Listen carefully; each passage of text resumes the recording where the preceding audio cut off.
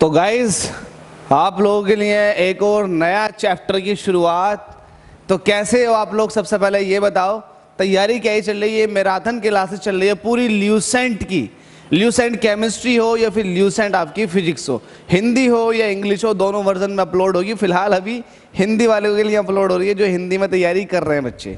I hope जल्दी से हम इंग्लिश में भी लेकर आ जाएंगे इसको, लेकिन अभी फिलहाल हिंदी वालों के लिए है।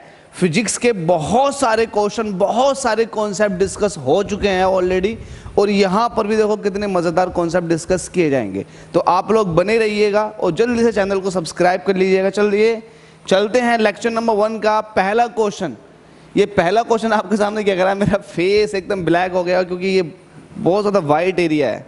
देखो इसमें हमसे क्या कह रहा है, इसकी तरफ चलते हैं, ध्यान देते हैं और एकदम से सही आंसर पे क्लिक करते हैं। हमसे कह रहा है जब कांच की छड़ रेशम से रगड़ा जाता है, ये की नहीं होना चाहिए, क्यों को होना चाहिए। जब कांच की छड़ को रेशम से रगड़ा जाता है तब क्या होता? ऐसा करने से क्या होता है? देखो आपने फ्रिक्शनल इलेक्ट्रिसिटी का नाम सुना होगा, अगर नहीं सुना तो मैं बता देता हूँ। जब हम रगड़ते हैं, एक पदार्थ को दूसरे पदार्थ के ऊपर रगड़ा जाता है तो इसको बोलते हैं फ्रिक्शनल इलेक्ट्रिसिटी। इससे ये होता है कि एक पदार्थ इलेक्ट्रॉन दे देता है और दूसरा पदार्थ उतने इलेक्ट्रॉन ले लेता है, तो इसको बोलते हैं फ्रिक्शनल इलेक्ट्रिसिटी।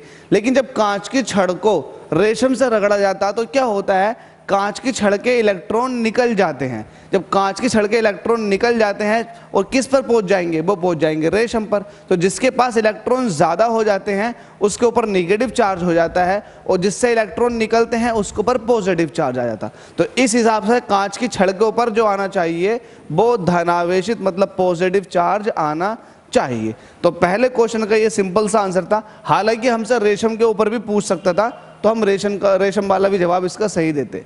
दूसरा क्वेश्चन हमारे सामने ये है, किसी आवेशित चालक का संपूर्ण आवेश। देखो अगर आपके पास कोई एक आवेशित चालक है और पूछे कि उसका आवेश पूरा का पूरा आवेश कहाँ होता, तो हमेशा आवेश जो रहता है वो सतह पर रहता है हमेशा।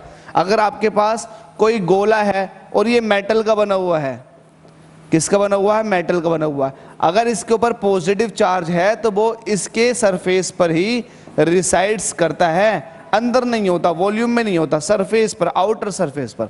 तो जो भी बाहरी पृष्ठ है उस पर आपका सही आंसर बन जाएगा। तो किसी आवेशी चालक का संपूर्ण आवेश उसके बाहरी पृष्ठ पर रहता है। ये वाली बात बिल्कुल सही है। अगला क्वेश्चन डिस्कशन में लेते हैं जिसका नाम है क्वेश्चन नंबर 3। हमसे कह रहा है दो विद्युत आवेशों के बीच लगने वाले बल से संबंधित।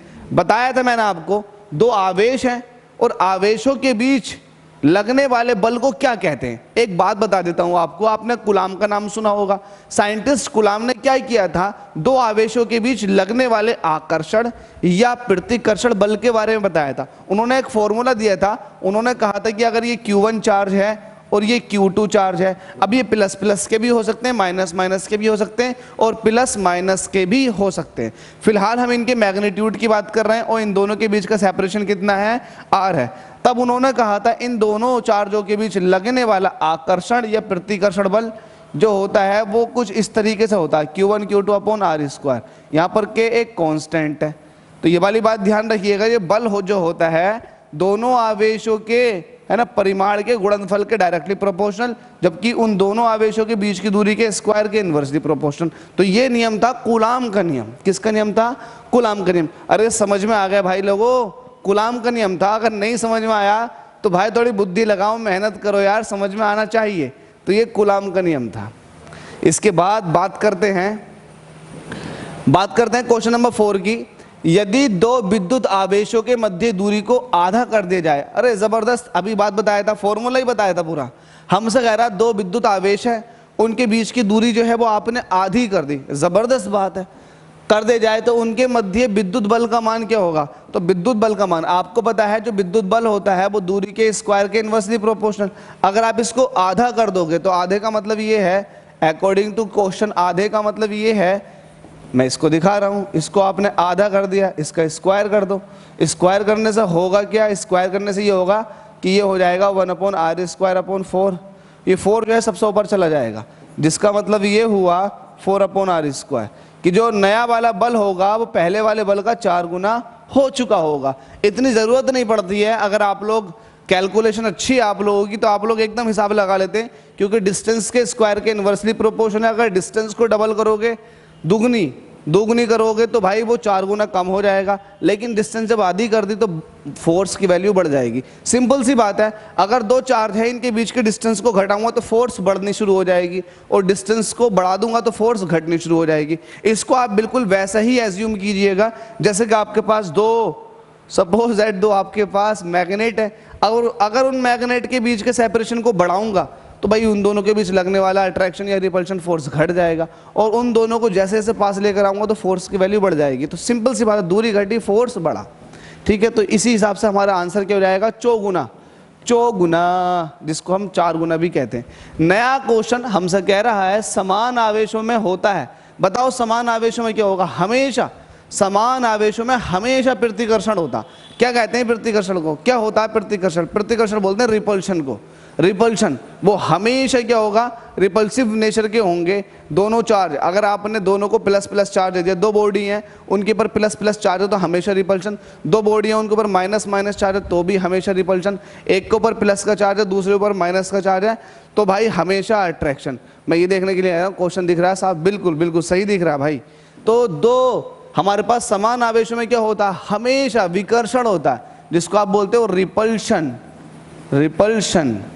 ये रिपल्सिव नेचर के होते हैं, ये वाली बात ध्यान रखना है ना। आगे चलते हैं, आगे हमसे क्या कह रहा है, जब एबोनाइट की छड़ को बिल्ली की खाल से रगड़ते हैं तो एबोनाइट की छड़, देखो यहाँ एबोनाइट का केस है, अगर एबोनाइट की छड़ को बिल्ली की खाल से रगड़ेंगे तो एबोनाइट की छड़ के ऊपर इलेक्ट्रॉन आ जाते हैं, तो जिसके ऊपर इलेक्ट्रॉन आएंगे वो निगेटिव चार्ज हो जाएगी। तो इस हिसाब से जो एबोनाइट की छड़ है वो ऋणावेशित हो जाती है, बिल्ली की खाल पर चार्ज आ जाता है पॉजिटिव। इसके बाद नेक्स्ट क्वेश्चन है, वस्तुओं का आवेशन किसके स्थानांतरण के फलस्वरूप होता है? आवेशन का मतलब ये आवेश क्यों आता है, किसकी वजह से आता है? तो आवेश आता है इलेक्ट्रॉन की वजह से। जब आप रगड़ते हो एक चीज के ऊपर दूसरी चीज रगड़ते हो तो ऐसा करने से एक चीज अपने अंदर से इलेक्ट्रॉन निकाल देगी और उतने ही इलेक्ट्रॉनों को दूसरी चीज एक्सेप्ट कर लेगी। तो जिसने निकाले उसके ऊपर पॉजिटिव चार्ज और जिसने एक्सेप्ट किए उसके पास निगेटिव चार्ज। तो वस्तुओं का आवेशन किसके स्थानांतरण से हुआ? सिर्फ और सिर्फ इलेक्ट्रॉन के स्थानांतरण से। आपको पता है ना, नाभिक के चारों तरफ जो मूवमेंट रहता है वो इलेक्ट्रॉनों का रहता। इलेक्ट्रॉन्स बाहरी कक्ष में घूमते रहते हैं और न्यूक्लियस के अंदर न्यूट्रॉन और प्रोटॉन रहते हैं। तो न्यूक्लियस के अंदर न्यूट्रॉन प्रोटॉन का तो बहुत दूर है ना, बहुत देर में नंबर आएगा, उससे पहले इलेक्ट्रॉन ही हिस्सा ले चुका होगा। हालांकि न्यूट्रॉन और प्रोटॉन जो है ना एक्चुअल में ये मूव नहीं करते, इलेक्ट्रॉन ही निकल जाते हैं बाह्य कक्षाओं से। तो वस्तुओं का जो आवेशन होता है वो इलेक्ट्रॉन की वजह से ही होता है, कभी प्रोटॉन निकल के नहीं जाता। ये बेसिक बातें याद रखिएगा, है ना। आगे चलते हैं, आगे हमसे क्या कह रखा है इस क्वेश्चन में, भाई कह रहा है आप कार में जा रहे हैं, यदि आसमान से बिजली गिरने वाली हो तो सुरक्षित रहने के लिए आपको क्या करना पड़ेगा? अगर आप कार में जा रहे हैं तो सबसे पहली बात कि आप कार को चारों तरफ से पैक कर दें, बिल्कुल बंद कर दें। बंद करने से क्या हो जाएगा, अगर 1% बिजली गिरती है कार के ऊपर तो कार के ऊपर बिजली गिरने से होगा ये, कार के ऊपर बिजली गिरने से, मैं कार का डिज़ाइन बनाता हूँ एक भद्दा सा डिज़ाइन। ये सपोज दैट कार है और यहाँ पर इसके 2 टायर हैं। अगर बिजली गिर जाती है, ऊपर से बिजली गिर जाती है, अब आपको पता है बहुत ही ज़्यादा वोल्टेज होते हैं बिजली के ऊपर, बहुत ज़्यादा चार्ज होता है, इलेक्ट्रॉन्स बहुत ज़्यादा होते हैं, तो वो चार्ज एक समान रूप से फैलने की कोशिश करेगा, लेकिन एरिया एक समान नहीं है तो भाई एरिया के हिसाब से ये फिर फैल जाएगा। तो जितना भी चार्ज है वो इस गाड़ी के बिल्कुल बाह्य सतह पर आ जाएगा। अगर आपका दरवाज़ा खुला हुआ होता तो फिर वो अंदर की सतह में भी पहुंच जाता, जिससे आपको नुकसान हो सकता था बहुत ज़्यादा। इसलिए जब भी बिजली कड़के या फिर बिजली गिरने वाली हो और ऐसे लगे कि आपकी गाड़ी पे गिर रही है तो सबसे पहली बात कि हर चीज़ बंद होनी चाहिए गाड़ी की।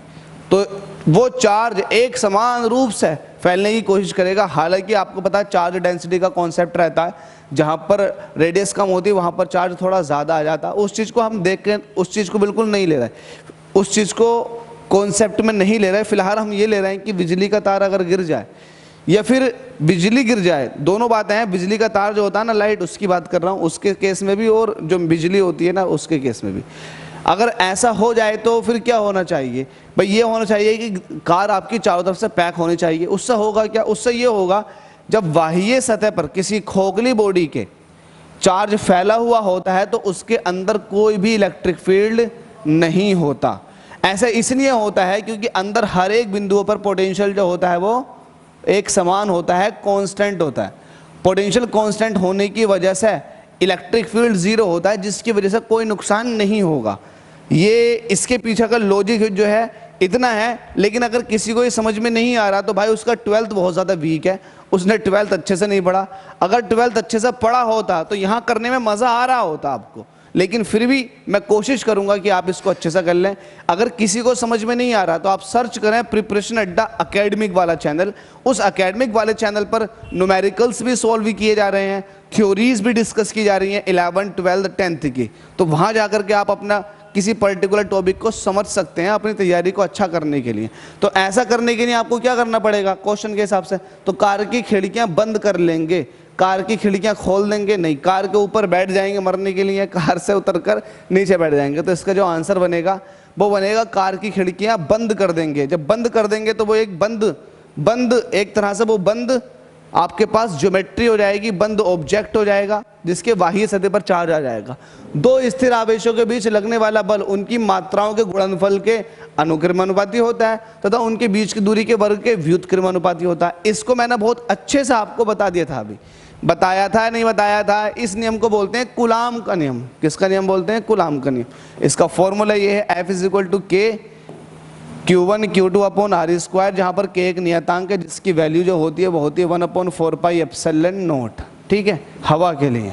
आगे चलते हैं, आगे क्या कह रखा, किसी विद्युत परिपथ में इकाई धन आवेश को एक बिंदु से दूसरे बिंदु तक ले जाने में किए गए कार्य द्वारा मापा जाता है। उन बिंदुओं के बीच क्या मापा जाता है? सिंपल सी बात है, जब भी कार्य का नाम आ जाए और चार्ज को लेकर जा रहे हो तो हमेशा विभवांतर होगा। क्या होगा? विभवांतर। विभवांतर की डेफिनेशन ही ये है। क्या डेफिनेशन है? कि अगर आप एक बिंदु से दूसरे बिंदु तक किसी चार्ज को लेकर जा रहे हो, सपोज दैट वो चार्ज जो है आपके पास Q चार्ज है, ठीक है, आपके पास बिंदु A ये था और बिंदु B ये था, आप यहाँ से यहाँ तक ले गए तो आप कुछ कार्य करोगे? बिल्कुल करोगे। तो यहाँ मैं कहूँगा VB - VA, वो कार्य और जिस आवेश को लेकर गए उसका अनुपात जो कहलाता वो विभवांतर कहलाता। बाय द वे यहाँ पर Q की वैल्यू क्या रखी है इन्होंने? इकाई, मतलब 1 यूनिट। मैं नहीं कह रहा, क्वेश्चन कह रहा। तो इसका मतलब जो वर्क होगा डायरेक्ट विभवांतर के बराबर हो जाएगा। तो वही कह रहा आपसे, अल्टीमेटली ये डेफिनेशन जो है ये विभवांतर की ही डेफिनेशन है। अगर आपने विभवांतर के बारे में पढ़ रखा होगा तो उसकी ही डेफिनेशन है ये। तो कोई टफ नहीं है, जहाँ भी विभवांतर आपको दिखाई दे आप लगा दें। विद्युत धारा क्या होती है आपको मैं बता चुका हूँ बहुत बार। प्रतिरोध के बारे में हम डिस्कस करेंगे। अगर आपको कोई एक सिंगल टॉपिक भी समझना हो, सिंगल टॉपिक में भी अगर आपको प्रॉब्लम आ रही हो तो नो डाउट बिना किसी हेजिटेशन के आप कमेंट करें, और कमेंट करने के बाद मैं उस पर्टिकुलर टॉपिक पर वीडियो बनाने की पूरी कोशिश करूंगा ताकि आपको उसका लाभ मिल सके। अगर आपको कोई चीज़ समझ में नहीं आ रही, हो सकता है नहीं आ रही यार, नहीं आ रही हमारी समझ में कोई चीज़, तो हम उस चीज़ को दूर करने की कोशिश कर सकते हैं ना। आपको भाई नहीं आ रही हमसे, आप जो हैं भाई, हर किसी बच्चे का माइंड सेट अलग अलग होता। बहुत सारे बच्चे ऐसे होते जिनको एकदम समझ में आ जाता, किसी को देरी से समझ में आता, किसी को समझ में नहीं आता। तो अगर कोई चीज़ नहीं आ रही मत आने दो, कोई दिक्कत नहीं है। उसको फिर दूर करने की एक दिल से कोशिश करोगे ना करोगे, तो उस कोशिश के लिए आपको कमेंट करना पड़ेगा। भाई जेन्युइनली कमेंट करो, समझो फिर चीज़ को। मैं क्या कहना चाह रहा हूँ आप लोगों से, मैं ये कहना चाह रहा हूँ अल्टीमेटली कि आप अच्छे से किसी भी पेपर की या किसी भी अच्छे सब्जेक्ट की तैयारी ऐसे ही करो। फिलहाल मैंने 10 क्वेश्चन लिए थे और 10 के 10 क्वेश्चन कंप्लीट हो चुके हैं। इस पर्टिकुलर सेशन की आपको PDF डिस्क्रिप्शन में मिल जाएगी, बिल्कुल ना घबराएं, आप वहाँ से डाउनलोड कर सकते हैं। आपको पढ़ने के लिए बहुत सारा कंटेंट है आपके पास, लेकिन वो ये ना कि एक अच्छे वे में कैसे तैयारी करोगे। आप पहले एक बार ल्यूसेंट कंप्लीट कर लो। ल्यूसेंट कंप्लीट कर लोगे तो फिर आपको ना एक अलग ही कॉन्फिडेंस आ जाएगा। अगर आपने एक physics chemistry biology it mean science Lucent से कंप्लीट कर ली तो आपको एक कॉन्फिडेंस आएगा, क्योंकि आपने इतने सारे क्वेश्चन लगा दिए, उनके पीछे कितने लॉजिक थे सारे डिस्कस किए। देखो ऐसा कोई होता है कि मैं बिना किसी लॉजिक के किसी भी क्वेश्चन को बता कर निकल जाऊँ, ऐसा नहीं होता, क्योंकि खुद मुझे भी मज़ा नहीं आता। इसलिए भाई ये होना बहुत ज़रूरी है। ये लेक्चर खत्म हो गया। वीडियो देखने के लिए बहुत बहुत धन्यवाद।